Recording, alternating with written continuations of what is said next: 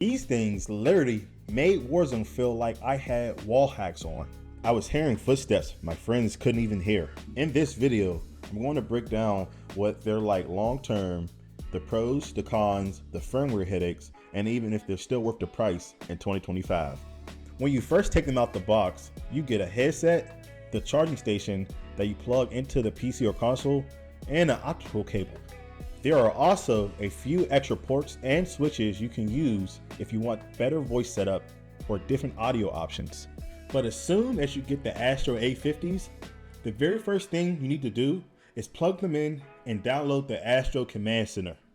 Once you download that, you plug in your 850s, sync them up, and make sure you're on the newest firmware so everything works properly.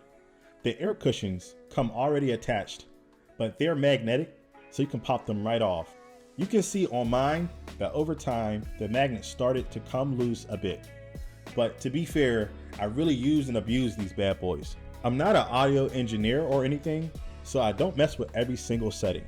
The Command Center gives you EQ presets, gaming voice mix, and all that, plus your power button and basic controls. I mostly use it for game voice balance and a good Call of Duty preset.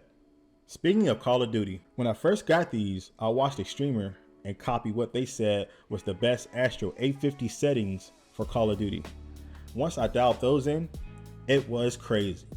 I was playing Call of Duty and Warzone with my friends, and there were things they couldn't hear at all that I could hear clearly. I could hear people outside the building walking on grass. I could hear footsteps on the first floor when I was upstairs. I could hear if someone was in the building next door just from different sounds. At first, it takes a minute for you to realize what you're hearing. But once you start recognizing, okay, that's grass, that's wood, that's metal, your awareness in game just goes to another level. These became my go-to headsets for Warzone and pretty much all my gaming.